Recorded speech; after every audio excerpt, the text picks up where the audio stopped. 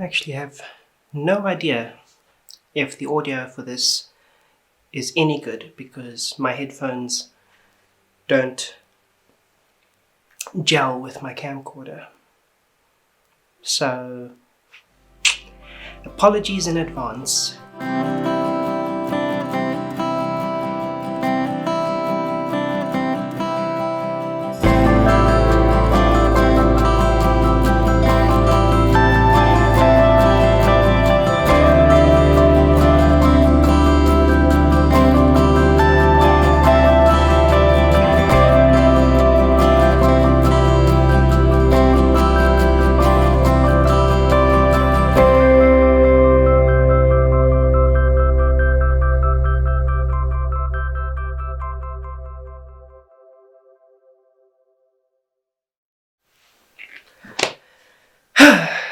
So, a few years ago, I went through something of a heartbreak.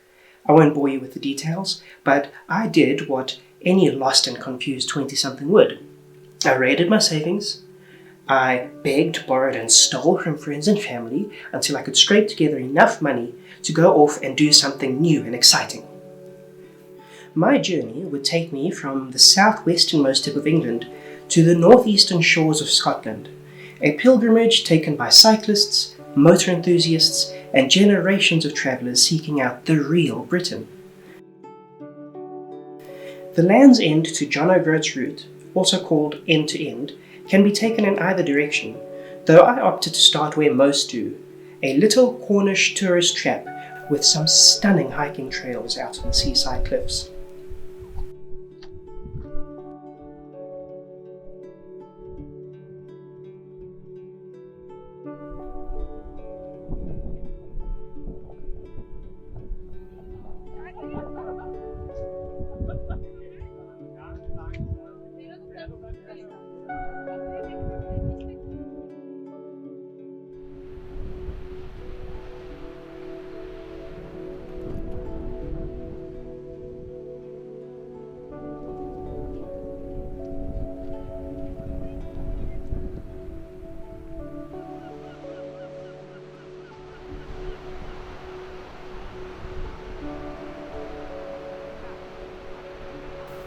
I had decided early on that I would do most of my journey by train, simply for the novelty of it. But Land's End is not connected to any railway, so my journey began by bus. Well, eventually it did. Eventually. Unlike Land's End, Penzance is a proper fishing town, with a vibrant local culture. What it lacks in picturesque green cliffs, however, it more than makes up for in local wildlife.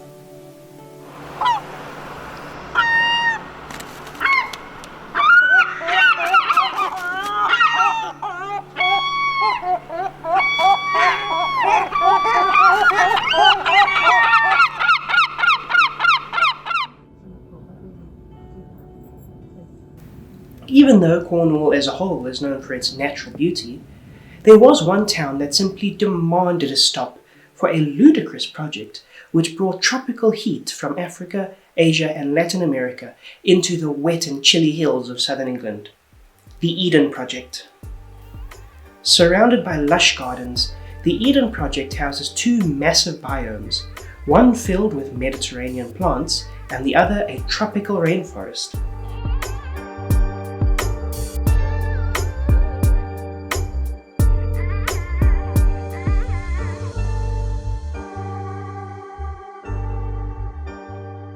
The heat and humidity is a shock to the system for many British visitors, hence a cooling room in the centre of the biome. It also wasn't great for my camera, which was constantly fogging up, but despite the crowds, it was a beautiful stroll through a garden which felt a lot like my native KwaZulu-Natal childhood home. Before leaving Eden though, I just had to get a better view of these massive bubble-wrap domes, to truly appreciate the scale of this terraforming project.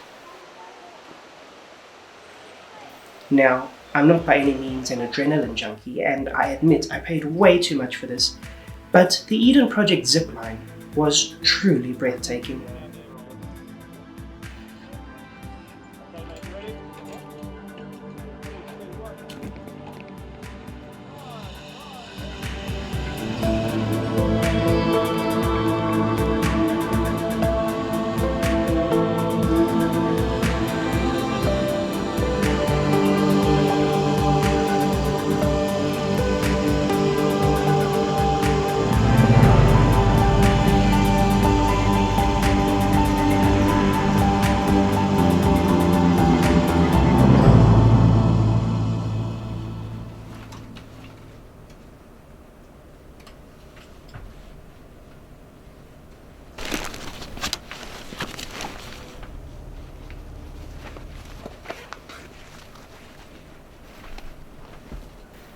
My last must-see stop on my tour of southern England took me to a place that has long captivated my imagination. Situated on the aptly named Jurassic Coast, Lyme Regis is a town obsessed with one thing. Spending 2 days in and around Lyme, I had planned with my very limited equipment to look for fossils on the ever-eroding seaside cliffs, where paleontologists have been making amazing finds for hundreds of years. The fossils on the beaches are so numerous that, unlike many other places, it is perfectly legal to pick up and keep almost anything you find. The alternative would be to let them erode into the ocean, lost forever. But to actually find something that I could pick up and carry home, well, that was a little bit tougher than I had expected.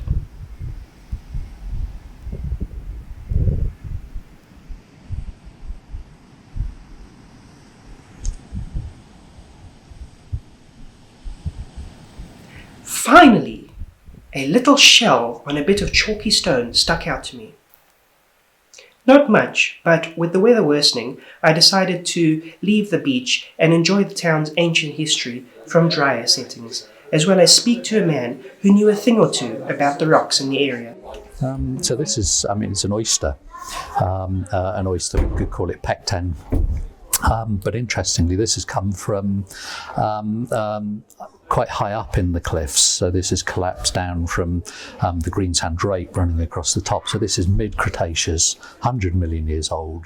I think there's a combination of three main events that make the place so good for the fossils. And the first main event happened about 200 million years ago, when all of this was covered by this vast inland sea called the Caithness Ocean, which was warm, shallow sea, lots of nutrients in it, supporting a vast amount of wildlife. The place is just teeming with marine life. But when those creatures died, so you had all of these river systems pouring lots of mud out into that sea.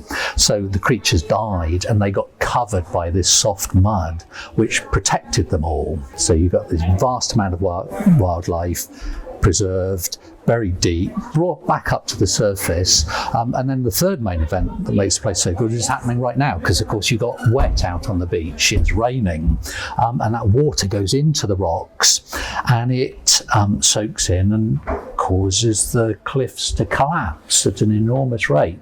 So you get catastrophic collapse, bringing new fossils out for us to walk along and find. So large amounts of creatures, well preserved, catastrophic natural erosion, and it just makes the place paradise if you like the fossils. I worked in industry for a long time as a paleontologist, so I knew all about fossils, but just by chance the building that my museum's housed in came on the market, an old congregational church where the great pioneering fossil hunter Mary Anning was baptised, and I saw the building and I thought I could do something with that. Mary Anning, of course, pioneering fossil hunter. She found the first of the marine reptiles, the ichthyosaurs, just down on the beach, maybe 400 yards away from where we're standing now, the first ever ichthyosaur. But some of the ministers used to collect fossils, which they sold as part of their way of generating an income. The congregational church, which is what this used to be, are very much creationists in their approach. They think that the Earth was created 4004 BC or whenever it is, and they'd be totally anti-evolution. So a great contrast between certainly what I'm doing, but it doesn't have to be a big drawback. I remember meeting the last minister, and the two of us, we sat outside in the sun and we talked about things, and we got on brilliantly. We talked for a good hour, and we enjoyed each other's company, so long as we appreciated that there were some things that we could never have agreed on, so we could just stay clear of those and talk about the other things that we'd be happy with.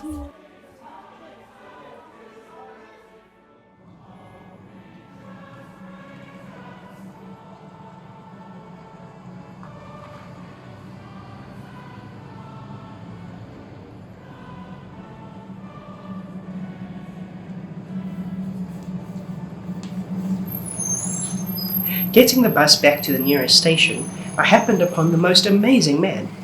The bus driver, hearing my South African accent, called me to the front, and for much of the trip we chatted about South Africa, the merits of socialism, and the need for nationalised public transport across the UK. What happened with neoliberalism? All the facilities, like the electric, the gas, your water, your buses, your trains, were sold off to people with money. Now, I owned all those things previously. You and I owned all those things if you lived here. And it was sold to people with money. And now, these are not run for public service, they're run for profit. So you currently, in the last 10 years, you've got the bus services slashed, fares gone up by 22%. It's all about coin. I don't believe that public services are best served by private enterprise. They need putting back into the public's hands, which creates further jobs, lowers the prices, because the competition is not working. There is no competition. As I got off the bus, he gave me, somehow, a wad of South African rands to spend on a beer. Wherever you are, comrade bus driver, cheers.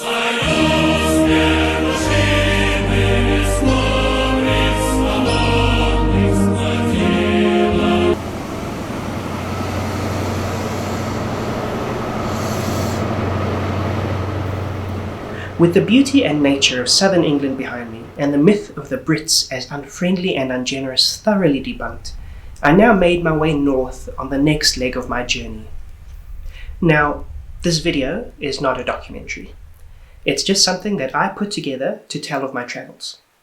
But I hope that I've piqued your interest, and that you will join me next time as we head to Wales and meet some truly astonishing people.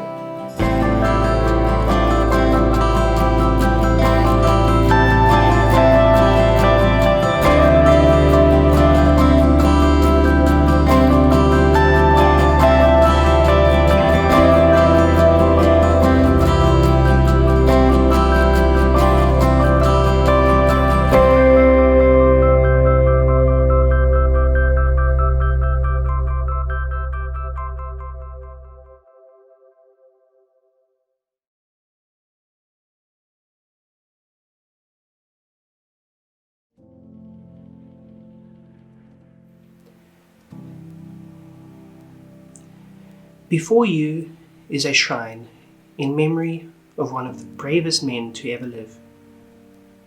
Located in Cardiff's Mermaid Quay, thousands of people from all over the world come each year to pay their respects to one Ianto Jones. He gave his life in defense of the earth against an alien threat. And the fact that Ianto Jones is a fictional character from the BBC Doctor Who spin-off Torchwood does not diminish the pain of his loss in any way. Join me now for a moment of silence.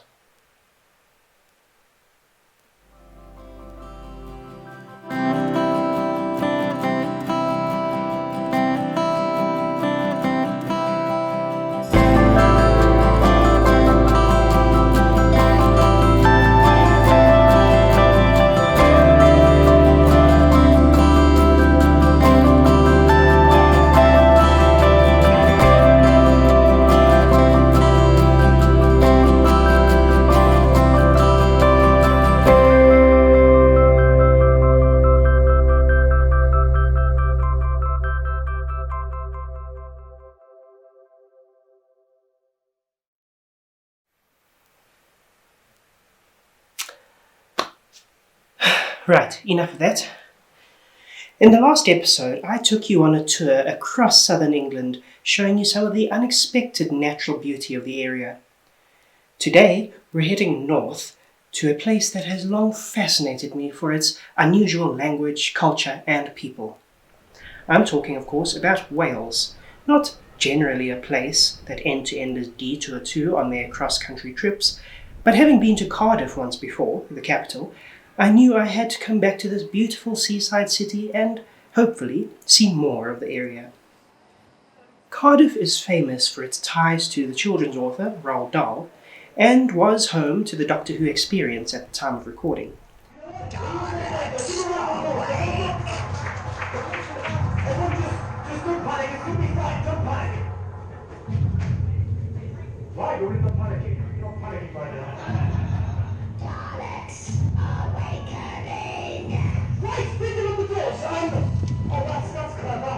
The Doctor Who experience, an entire museum dedicated to history's longest-running science fiction TV show, closed a few days after I attended, but I'm glad I got to see it. Since I was a kid, Doctor Who has meant a lot to me. This silly little TV show gave me such a sense of wonder and an urge to explore and to do good and to help others. Doctor Who molded me from a lost and confused little child into a lost and confused adult. But I'm not here to be a downer, so let's move on to happier content. The dingy industrial wasteland that is Port Talbot. This small town, not far outside Cardiff, was put on the map by one very famous resident who I came especially to meet. No, not him. Who do you think I am?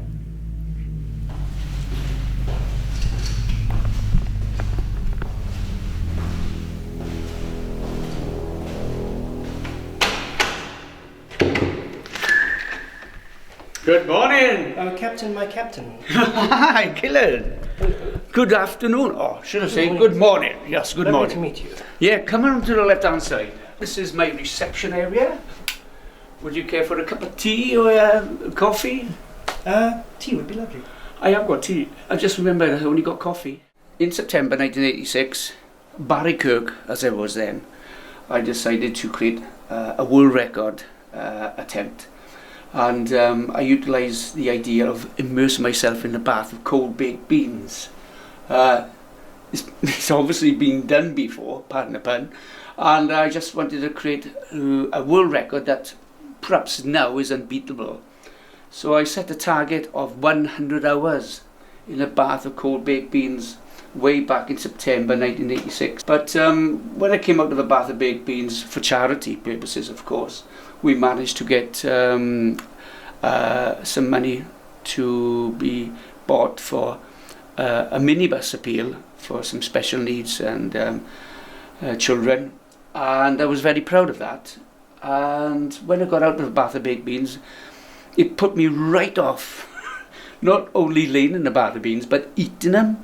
So I went through this period that I could not smell or eat baked beans, which I think between you and me I thought would be the end of all things related to baked beans. And anyway, I decided then to create this character, a superhero based persona that I could link up with my charity fundraising within my area of Port Talbot, because I've always been interested with superheroes. So I tentatively went to a costumier and said, look, I want to be a superhero by chance. Could you mock up a superhero costume? So I called myself Captain Beanie. Predominantly I was interested in running. I was fortunate enough to venture to America, Europe and in this country as the proverbial runner bean, pardon the pun. And so I went to all America with my Big Bean passport, believe it or not, because after the Big Bean bath in '86, I changed my name by default to that of Captain Beanie officially in May 1991. And after the passing of my late mother, I decided to take over the tenancy of my flat and tastefully do it out in orange, as you can see. And not only that, I contrived a living room into my Big Bean museum. I've also got a Heinz kitchen and a Branston bathroom. And people come in here to have a photograph taken sitting on a throne, holding up a very convenient, which I shall show you. No farting allowed. Your head. Yes. What is the story with your head? Back in 2014, it was my birthday, believe it or not. I'm 60 years of age, and I approached my local tattooist and said, look, I got this half-baked idea of raising money for this young girl. So we had the tattoo done, and I went out and I said, excuse me, ladies and gentlemen, would you like to sponsor the baked bean? How much is it? Well, I thought I'd keep the relevance to £60. So anyway, if you do the multiplications, 60 times 60 beans is £3,600 for this young girl to have an operation as part of an ongoing appeal in Bristol. And I'm pleased to say, after the years since the head of baked beans tattoo, she is tentatively walking now after the operation, as she unfortunately contracted cerebral palsy. And it's amazing to think, throughout the aforementioned future, one day when I'll be sitting in an old folks' home in my orange wheelchair, I'll be having a tentative tap on the shoulder and say, Captain Beanie, my initials on there. And it's like, who on earth are you then, eh? So this is on for life. And I think it's the icing on a bean cake. You know, been there, done that, got the tattoo.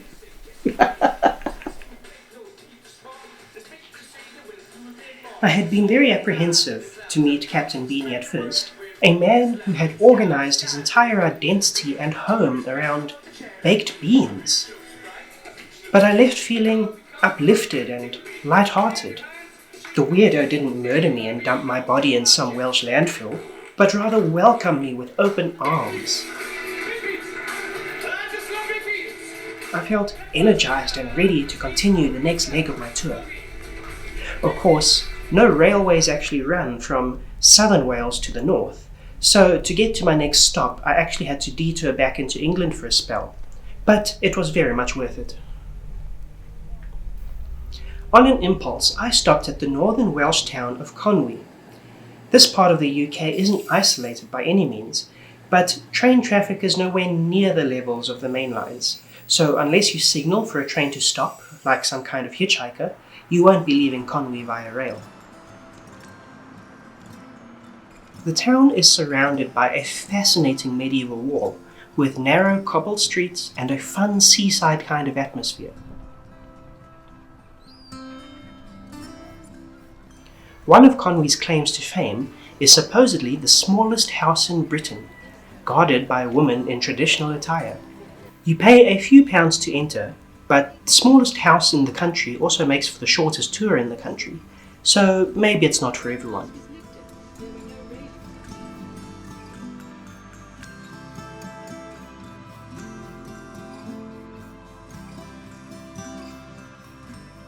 All along the water's edge, I noticed something curious.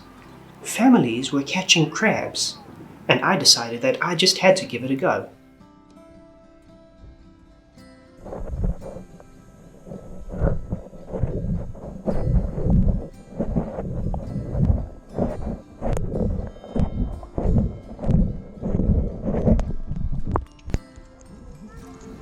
For better or worse, I did not catch any crabs in Cornwall, and soon made my way onward to a place I'd wanted to see for years.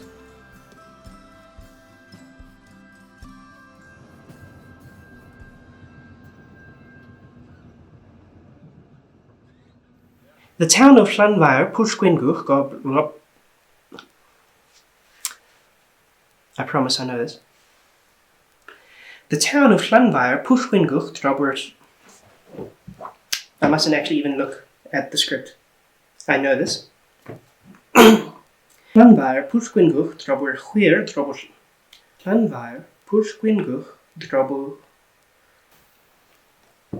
the town of Llanfair, Pwllgwyngyll.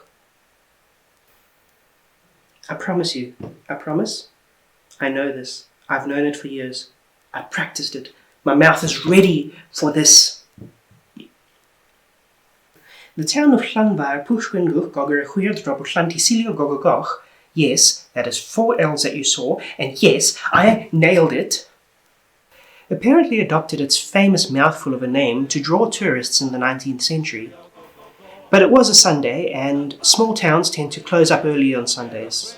especially when the Sunday is as wet and rainy as the one that I had arrived on. Believe me, it's easy when you know how, so I'll teach you in a song.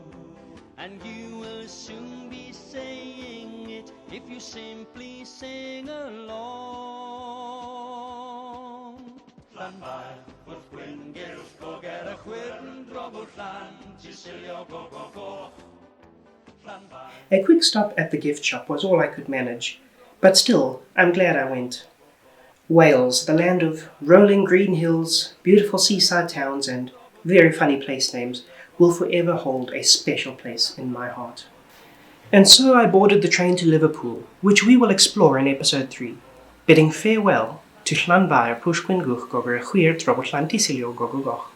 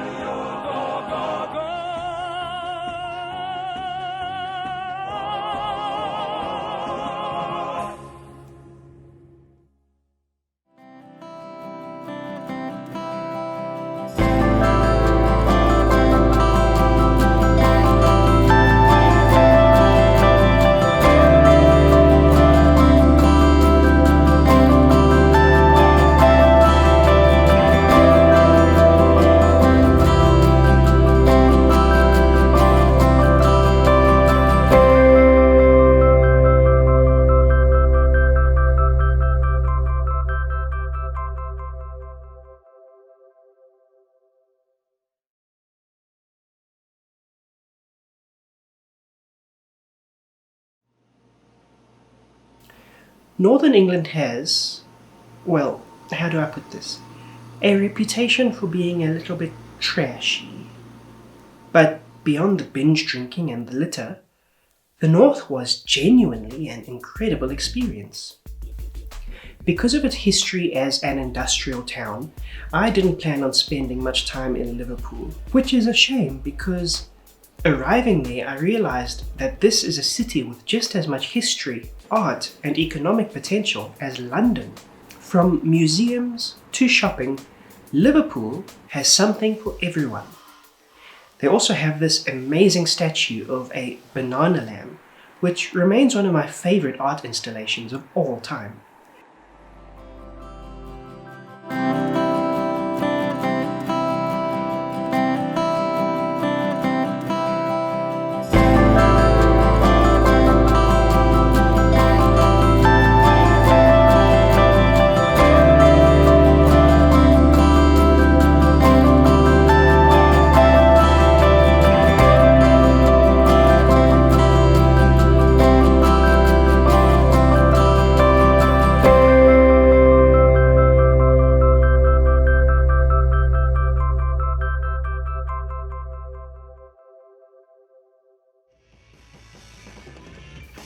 In my short stay there, I also found Liverpool to be filled with music, only to be expected, given it is the home of the Beatles. But I was lucky enough to experience a city-wide concert as I was passing through. Bands were setting up at various spots around town, and music filled the air for all.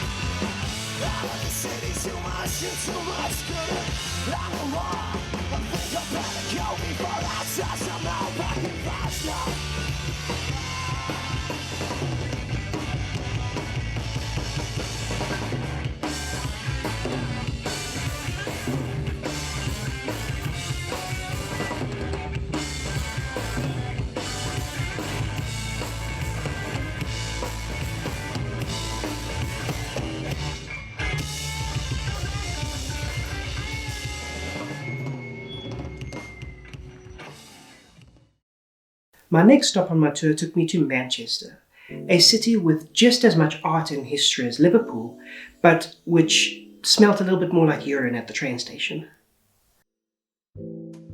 Manchester has perhaps the UK's largest LGBT scene outside of London, with the famous Canal Street being filled with colourful flags and fun clubs and cafes.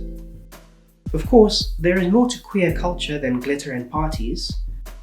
The LGBT community in the UK, and indeed globally, has long faced violence and discrimination.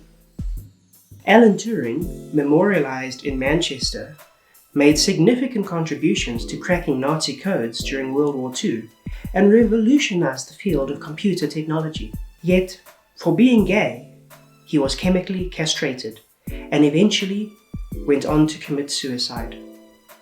Of course, despite ongoing backlash against the LGBTI community, things are, generally speaking, better now than they were in the days of Alan Turing. This is largely thanks to the tireless efforts of countless activists and community organisations who have worked to advocate for LGBTI rights and provide safe and affirming spaces for youth and other marginalised groups within the LGBTI community. One such place, the Proud Trust, was kind enough to let me in for a visit to give me just a small idea of the kind of work that they have been doing for decades. The Proud Trust is a charity that works to provide support for LGBT plus young people in and around the northwest of England. We work primarily with young people aged under 25. The youngest person we've had attending is 12, and the oldest we've had has been up to 25. Actually coming to the building, it doesn't feel like a group or somewhere where it's an organisation. It kind of feels like an extension of family. One of the positive things about this group is that you can feel like being LGBT isn't the only thing about you, but there's a space where you can feel comfortable either to express your identity or to question it, think about it, see where you fit into a wider community. So there's an opportunity to socialise with other young people, which, unfortunately LGBT young people have been robbed of that. What we did today, so it's maybe not something we'd usually do, but we drew a big map of kind of Manchester and the kind of wider areas, and we were plotting out where people are from in Manchester. So some people might be where they're originally from. A few people have moved around, have come to Manchester from a different city, from a different country. And then we were putting out all the different LGBT youth groups that we know exist in those different areas. So I guess we did that. I guess because you're here to maybe show you kind of what a kind of LGBT youth map of Manchester kind of looks like. But I think also just to kind of remind people that there's more than just this in this group, because it can feel quite sort of we're in the little cocoon. But there are things in those other areas where you can say I bet there's nothing like where I live. And a lot of young people can feel like that. The community needs to come from less of an individualistic point of view, and we need to start thinking of the community as a whole and how we can support each other. So supporting each other might mean that we acknowledge some of the differences we have, some of the privileges that we have, but I think the more and more we head towards just being very individual, so being my identity, how I feel, how I see the world, I think the more we feed into that, the less people are going to thrive, really, because we're up against some pretty, some tough stuff, I think. Going back through kind of Manchester's history in terms of social, political change, economic change, I think it's one of the few places in the country that is always driven to equality, to inclusion, acceptance of diversity. And so I hope that it will continue to do that. I know things aren't moving as fast as people want it to move. I know that there's still a long way to go. But I think from working with young people attend the group, helping them to understand what the struggles have been, what the struggles are still to fight. Even though we've got some forms of equality, it's not full equality, it's not full recognition of people as individuals, it's not full equality as recognition under the law. there's a long way to go. It's going to be a slow battle, and what I hope for the future of Manchester is that kind of the baton we give to young people from my generation to move forward will help them to continue and achieve what we need to achieve in terms of society, and hopefully the world as well. Moving on from the big cities of the north, I left modernity behind to find a place rooted in its past. The town of York, today a vibrant student hub and apparently a cyclist's dream, has a long history. Founded by the Romans under the name Eboracum, the city started as the capital of Britannia Inferior, and largely remained the capital of the many kingdoms and territories which rose and fell around the city. Eboracum became Jofferwyk under the Anglo-Saxons, which eventually became Jorvik when the Vikings invaded. Jorvik became York when the English retook the Danish lands, and later the House of York would fight against the House of Lancaster for the English throne in the Wars of the Roses. The Wars of the Roses are a mess, and I do not have the time or energy or patience to try and explain them to you here in this short video. So we will move swiftly along to something much less stressful than that particular part of English history.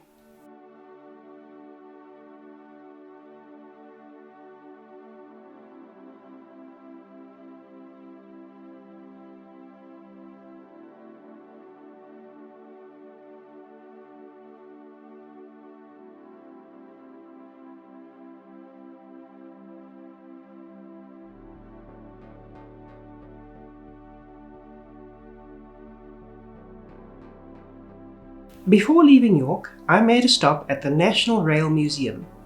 I figured that since much of my journey was by train, it would be apt to learn about the history of my mode of transport.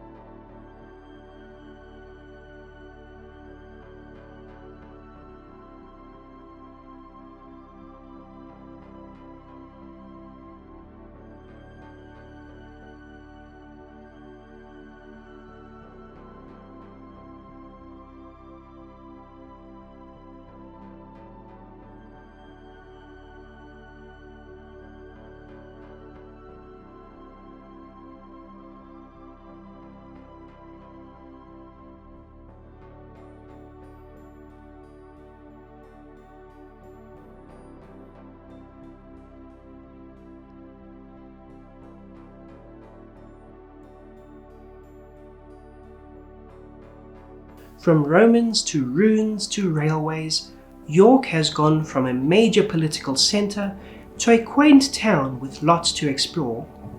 But my own exploration meant that I had to push on, northward. I made a brief stop in the city of Newcastle upon Tyne, which for some reason I didn't film except for when I accidentally wandered into the local Chinatown. Though I hadn't come for the city anyway, but rather the nearby ruins of Hadrian's Wall. The Roman Emperor Hadrian ordered the construction of the wall to keep out the barbarians to the north and mark the border of the Roman Empire in Britain. The further north I went, the more rugged and rural everything began to feel, and a brief rest by this ancient wall really made for a lovely change from the busy cities I'd been in. I didn't stay long though, as a group of tourists showed up to annoy me. An American complained that this nearly 2,000-year-old structure just looked like a pile of rocks, while an Australian visitor asked the tour guide if it was drywall.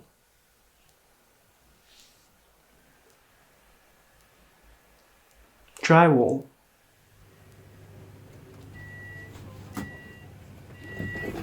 My final stop in northern England was as far as anyone can go and still be in England. Berwick upon Tweed is a small town bordering Scotland and has historically changed hands between the English and the Scots quite a few times. A quaint little place with lovely trails to explore Berwick certainly deserved more of my time than I could give it. Soon, however, my next train would come in, and I would be heading to Scotland. Oh, okay, not that train then. The next one maybe. And then, Scotland.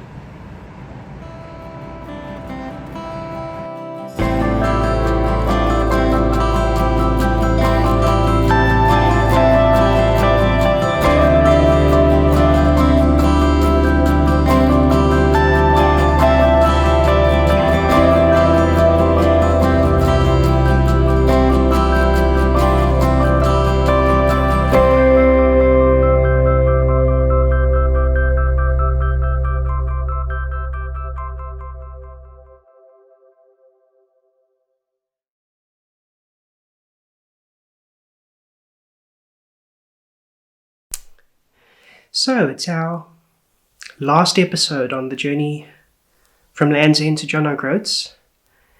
I know it's not visible in the framing that I've chosen for this video, but I thought I would let you know up front that to honour the final stretch, I've chosen to wear my kilt.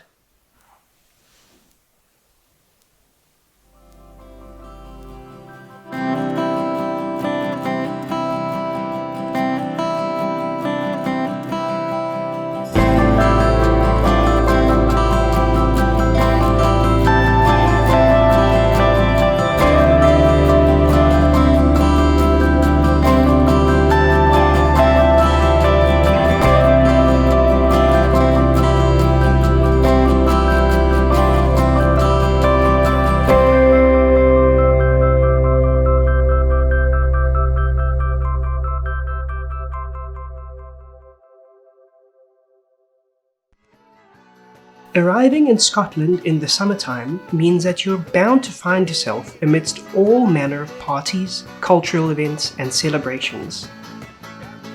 My travels coincided with the annual Edinburgh Fringe Festival, a yearly celebration of arts, performance and music in the capital city of Scotland.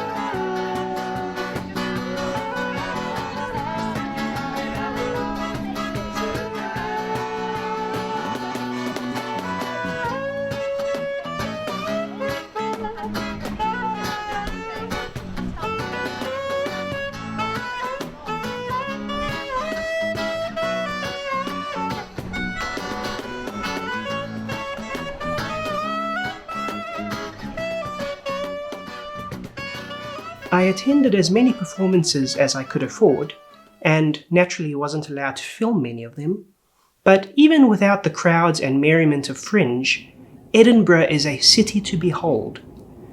Its iconic Gothic architecture and steep cobbled streets make for great exploring. But soon I continued onward to Scotland's other great city, Glasgow. Unlike Edinburgh, Glasgow is a truly massive cosmopolitan metro. It is the centre for much of Scotland's transport, commerce and media. BBC Scotland, if you're watching this and you like what you see. I even stumbled across a store that sells typical traditional African foodstuffs, giving just a small sense of how diverse this northern city actually is. It was at this point in my travels that I had a little bit of a panic attack, a small breakdown, because, I'll be honest, travelling on your own, day in and day out, it gets exhausting. And I'm not going to show you any of that footage. Puffy red eyes in a public bathroom is not for mass consumption. However, after a brief rest in a beautiful park and a sip of Scotland's favourite soda, Iron Brew, I was soon ready for more. The Kelvin Grove Museum is a must-see for anyone visiting Glasgow, not just for its artworks, both classical and modern, or for its historical displays, but also for its amazing atmosphere. Every day, the halls of this museum reverberate with a live organ performance, forcing a feeling of awe and wonder deep into your bones as you explore the museum halls.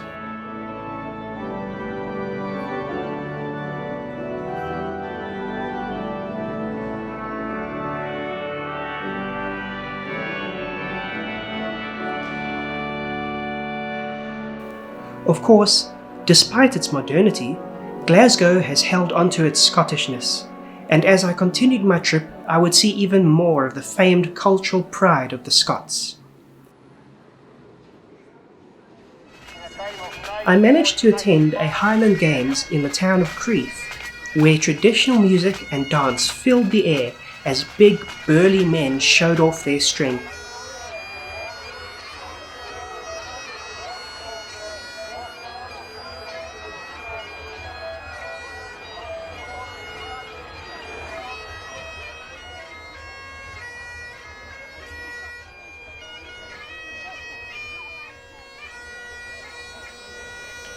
Highland Games attract visitors from all over, and I wasn't at all surprised to find South Africa represented well before I arrived. Further north still, I came to Aberdeen, a port city which made its fortune from offshore oil and gas, but which has a certain charm about it.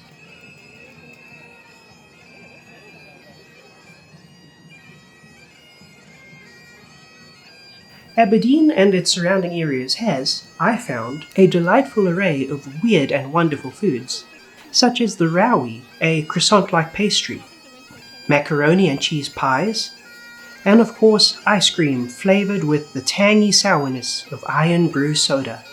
The biggest culinary contribution that the region has to offer, however, comes from just outside Aberdeen in the small town of Stonehaven. All of a sudden, 24 years ago, a child walked in and had a bit of a dare with one of his friends and just said what would happen if we deep fried this Mars bar. And the fryer phoned the owner, who lived upstairs at the time, and just said, what will I do? And he said, yeah, why not? Let's try it. And then it was just, that was it. It just took off. And the gentleman that I bought it from, he really just became older, and I had another business that I had just sold, and I really was looking for something that was going to keep me still active within the town. And my husband had just always liked the thought of owning the chip shop. It's always been famous, it's always been a really interesting, good business, and you can only do that by working in it yourself. People that run businesses and have other people run them are not so successful, and so for my husband and I, whatever we own, we work and we operate. In the 20 years that I've been here, tourism has possibly doubled. The castle is now really world famous. It was never like that before. It was kind of something that was here and people came and seen it. And then all of a sudden, I think, Scotland Tourism, reacted on it really well, decided to promote it quite heavily. And so they just tie in, going to, see the castle, walk back down the hill. And I think once they've walked there and walked back, they probably think they deserve a wee sugary treat. And I feel as well that if people come to the shop and they spend £2 on a deep fried Mars bar, it's not what they've spent here, it's what they've spent in the other shops. So it's about what they spend throughout the whole community, and it's not just what they actually give back to me as trying to promote a deep fried Mars bar. So Mars bars are kept in the fridge, they're unwrapped, they're just really kept in here to keep them nice and chilled. We then run them under some water. Okay. They are then rolled into this rice flour, dipped into the batter. I'm going to put it into this pan because it'll be much easier for you, okay? And then just into the pan, dropped in. Timer, which gives me 2 minutes, 20 seconds. When you go down to England, lots of chip shops won't use flour at all. they'll just directly put their fish straight into the batter and then straight into the range. There's my buzzer. There's my buzzer.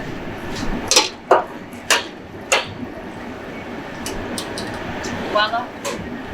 One deep fried Mars bar. Just literally just put it onto one of these C1 trays. And some people will walk away with it like that, but the majority of people would encourage them not to bite into it straight away. If you bite into that straight away, you've got to remember that's came out of a range that's sitting at 182 degrees. That's how hot that bar is. So now you can try it if you want. Stonehaven and surrounds represents, I think, the quintessential idea of Scotland.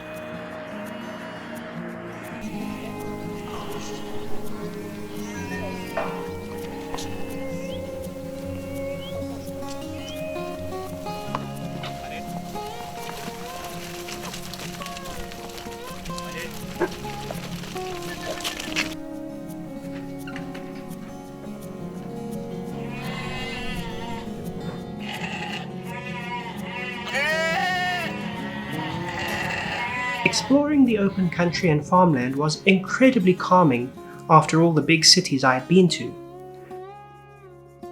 But so close to my goal, I had to press on, northward ever more, making a quick stop at Inverness to see the famous loch.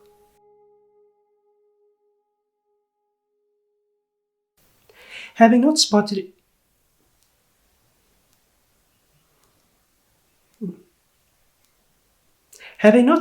any monsters at Loch Ness, I took the train north to the final stop on the map, Thurso, a quaint town that seemed to be crawling with end-to-enders on the last leg of their respective journeys. I would take the bus the next morning to John O'Groats, meaning that all I had left to do in this little village was wait.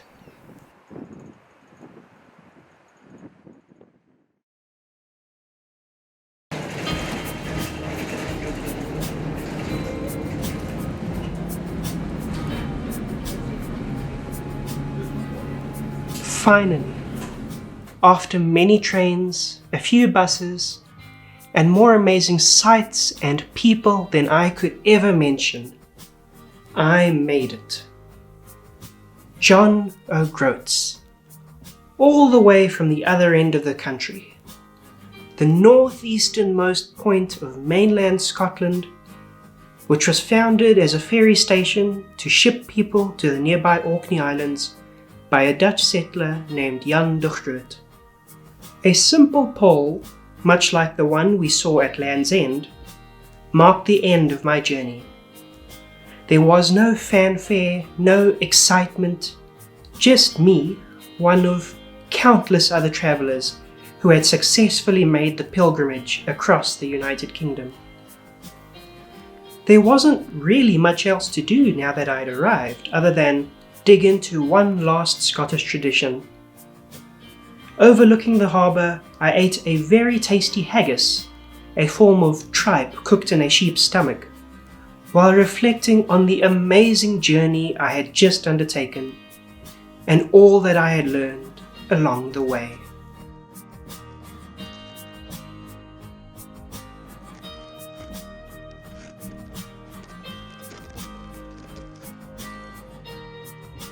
Thank you for travelling with me. I hope that it will encourage you and anyone else who's thinking of travelling to the UK to explore a little bit more, to speak to the people and to do weird and wonderful things. There is so much more to the UK than London alone, and I for one cannot wait to see it all again.